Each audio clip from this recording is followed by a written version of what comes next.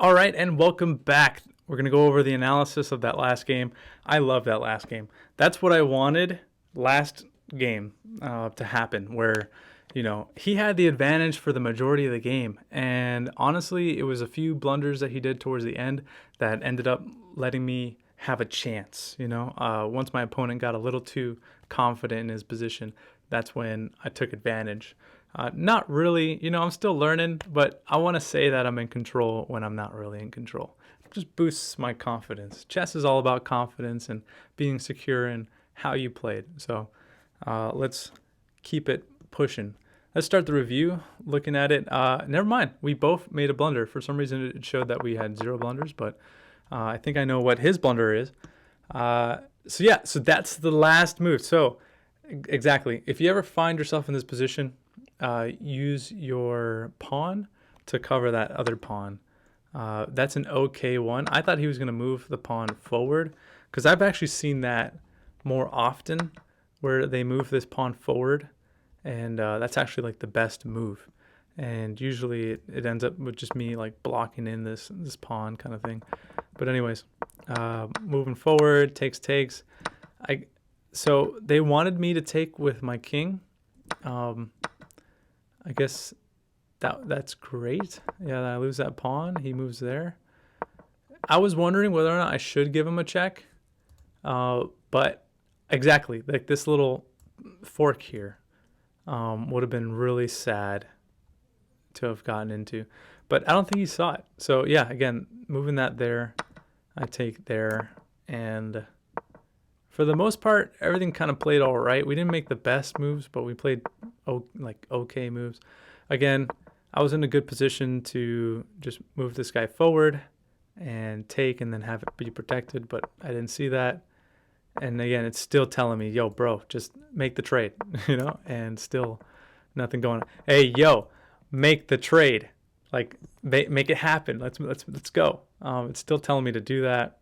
Didn't do that. They take, I move out of the way, and that was a good move. Look at that. I think at some point I was thinking about this square here, but I decided, you know what, I'm going to go for a whole plan over here. And he saw it. See, I was expecting him to move this guy down, but he didn't do that. And, yep. And then that was the best move, was to move back. And then I'm protecting this bishop. But it's saying to move this guy out of the way. So here we did a lot of thinking. And at this point, it's telling me that I'm better off trading the rook for a pawn. I'm not a robot, so I didn't see that. So let's just continue with the game. That was the best move, was to open up the position.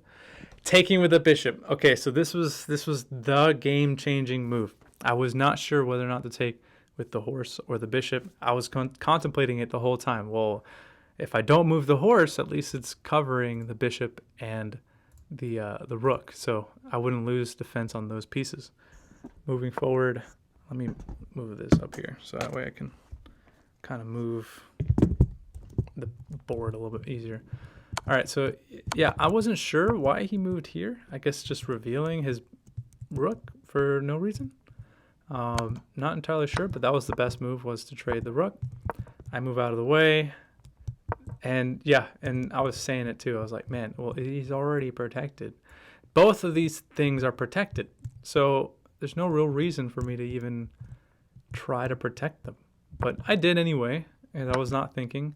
And then that's when I saw this move here, which is to move the rook up. I do that. He moves out of the way. He's forced to go that way.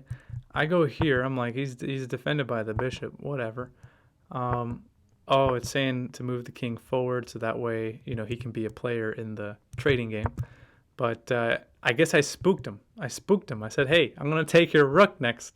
And he moved out of the way.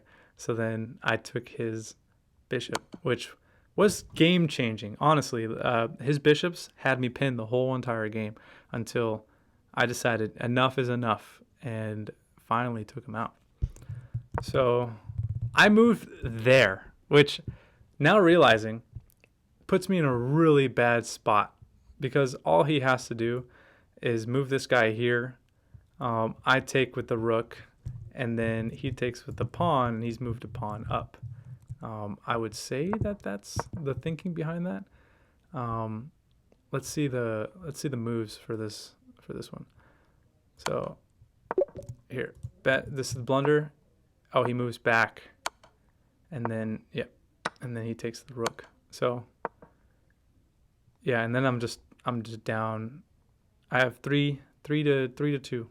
So I'd say I still have more pieces, but not for long.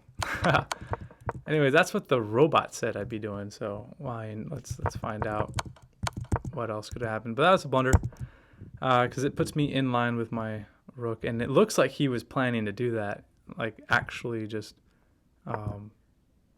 fork me pretty bad. But he didn't do that. He wanted a bishop, and so then I took.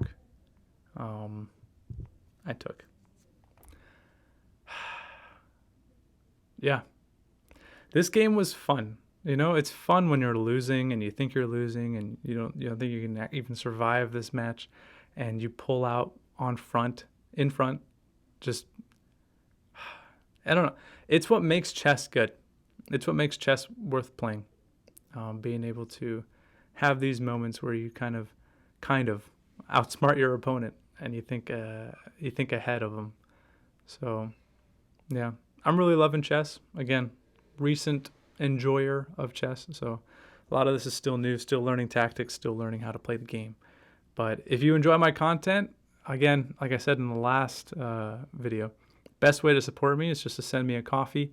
I don't want Patreon. I don't want any kind of stuff like that. I literally just want coffee. That's all I want. I contemplated making this channel a coffee channel, but didn't end up working out that way. So regardless, you know what? It just might turn into a coffee channel. You never know. I do this on my free time. Again, I'm a pilot, so whenever I have time, I try to make content for you guys. Really content for me because I like doing this. And yeah, I will see you guys on the next one. And hit stop recording. No more recording issues.